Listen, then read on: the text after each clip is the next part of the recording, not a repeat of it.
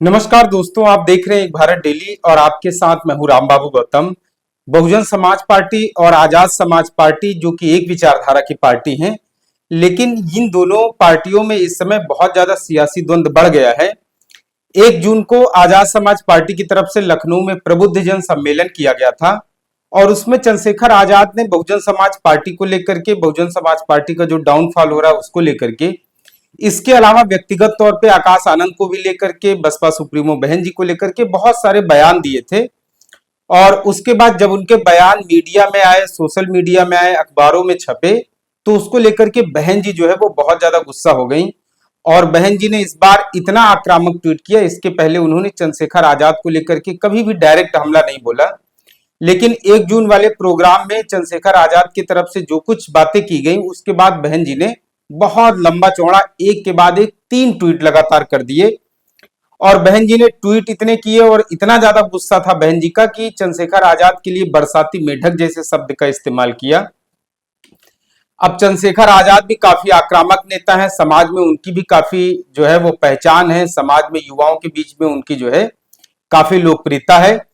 और चंद्रशेखर आजाद को अब जो है मीडिया ने पकड़ रखा है। अब दरअसल बसपा और आजाद समाजी पार्टी के बीच में जो तल्खी बढ़ी है,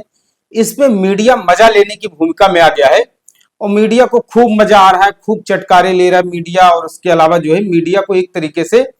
कहीं ना कहीं मनोरंजन का साधन मिल गया है और मीडिया जो है इसमें खूब दिलचस्पी ले रहा है। आपको बता दें कि उत्तर प्रदेश और देश के कई बड़े चैनल हैं, मैंने 6 इंटरव्यू देखे हैं, 5-6 इंटरव्यू, और वो चंद्रशेखर आजाद का लगातार इंटरव्यू ले रहे हैं। उसमें कुरेद कुरेद के बसपा को लेकर के, चंद्रशेखर आजाद को लेकर के, चुनावों को लेकर के कि आने वाले समय में आजाद समाज पार्टी किससे गठबंधन करेगी, पंचायत चुनाव अकेले लड़ेगी या साथ लड़ेगी,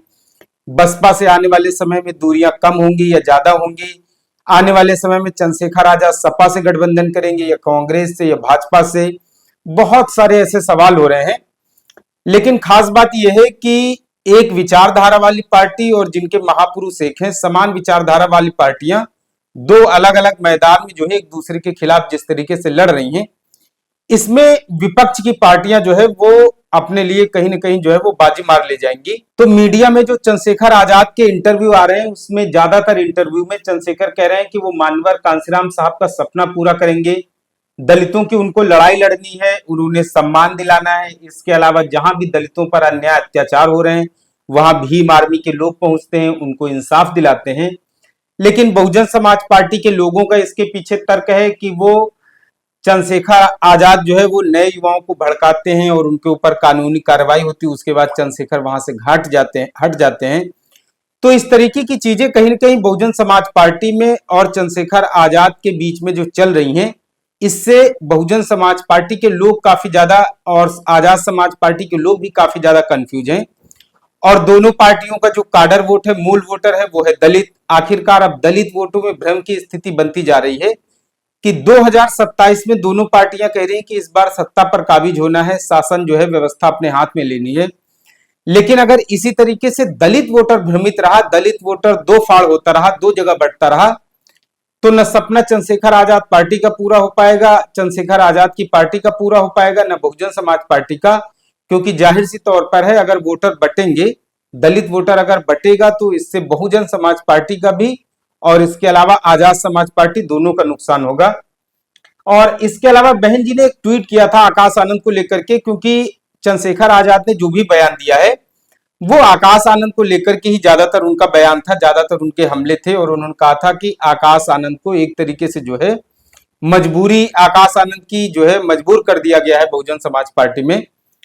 तो आकाश आनंद के बचाव में बहन जी ने एक ट्वीट किया था, उन्होंने लिखा था कि पार्टी को उम्मीद है अब आकाश आनंद जो है बाबा साहब डॉक्टर भीमराव अंबेडकर और मान्यवर कांसीराम साहब जी के आत्मसम्मान के कारवा को आगे बढ़ाने व उनके सपनों को साकार करने की जिम्मेदारी पूरी तन्मयता व जी जान से निभाएंगे। अर्थात पार्टी को अवसरवादी और स्वार्थी लोगों की जरूरत नहीं है, ये बहन जी ने ट्वीट में लिखा था। लेकिन सबसे बड़ी बात यह है कि चंद्रशेखर आजाद की तरफ से आकाश आनंद को लेकर के, बसपा को लेकर के जो बातें कही गई हैं, उसमें बहुजन समाज पार्टी के बहुत सारे नेता रिएक्शंस दे रहे हैं, लेकिन आकाश आनंद की तरफ से अब तक अभी कोई भी रिएक्शन नहीं आया है। और आपको याद होगा इसके पहले जब वो उदित राज ने एक ट्वीट किया था, उन्होंने बहन जी को लेकर के कुछ टिप्पणियां की थी, विवादित टिप्पणी। तो उसके बाद उदित राज के जो ट्वीट आया था उसको लेकर के आकाश आनंद ने बहुत लंबा चौड़ा ट्वीट किया था और आकाश आनंद ने उदित राज को बहुत खरी खोटी सुनाई थी। लेकिन इस बार आकाश आनंद के ऊपर व्यक्तिगत तौर पे डायरेक्ट हमला चंद्रशेखर आजाद ने बोला है, लेकिन उसके बावजूद भी आकाश आनंद ने अब तक कोई ट्वीट नहीं किया है। तो फिलहाल अभी आकाश आनंद की तरफ से इस तरीके का कोई रिएक्शन, कोई प्रतिक्रिया नहीं आई है। जाहिर सी तौर पर आकाश आनंद आने वाले समय में इन सब चीजों को लेकर के कोई न कोई बयान, कोई न कोई प्रतिक्रिया जरूर देंगे। लेकिन बहुजन समाज पार्टी कमजोर हुई है, इसमें तो नो डाउट, ये तो सच्चाई है। लेकिन बहुजन समाज पार्टी जब से कमजोर हुई है तो दलित वोटों को अपने पाले में लाने के लिए समाजवादी पार्टी भी पूरा जोर लगा रही है, कांग्रेस पार्टी भी उत्तर प्रदेश में अपने पैर पसार रही है, और इन सब के अलावा भारतीय जनता पार्टी ने पहले से ही कोशिशें कर रखी हैं और उसको काफी हद तक लाभ भी मिला है। तो उत्तर प्रदेश में जो 22 से 25% दरअसल दलित वोटर है, पूरा खेल इसी का है। बहुजन समाज पार्टी कमजोर हुई है और अब शायद आजाद समाज पार्टी को, चंद्रशेखर आजाद को लग रहा है कि शायद बहुजन समाज पार्टी अगर कमजोर हुई है तो दलित वोट जो है समाजवादी पार्टी, भारतीय जनता पार्टी, कांग्रेस में जाने की बजाय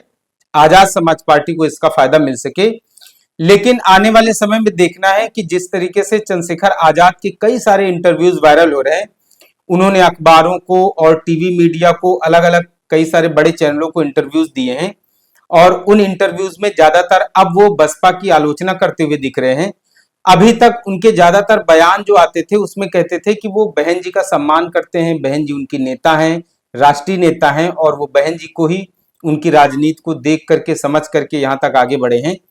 लेकिन अब चंद्रशेखर आजाद के जितने भी बयान आ रहे हैं वो डायरेक्ट अब बहन जी पर भी हमला कर रहे हैं, आकाश आनंद पे भी हमला कर रहे हैं, और बहुजन समाज पार्टी जिस तरीके से कमजोर हुई उसको लेकर के भी जो है लगातार तीखी प्रतिक्रिया दे रहे हैं। क्योंकि चंद्रशेखर आजाद को एक उम्मीद लग रही है, एक सपना उनको दिख रहा है कि अगर बहुजन समाज पार्टी इससे भी ज्यादा कमजोर होती है तो शायद दलित वोटर जो है आजाद समाज पार्टी की तरफ रुझान करेंगे। हालांकि शायद मुझे नहीं लगता है कि बहुजन समाज पार्टी जो है वो बसपा के वोटरों को इतना ज्यादा जो है अपने से दूर होने देगी। आने वाले समय में जरूर बहुजन समाज पार्टी कोई न कोई बड़ी रणनीति बनाएगी जिससे कि बहुजन समाज पार्टी का जो वोटर है बिखर गया है उसको बचाया जा सके।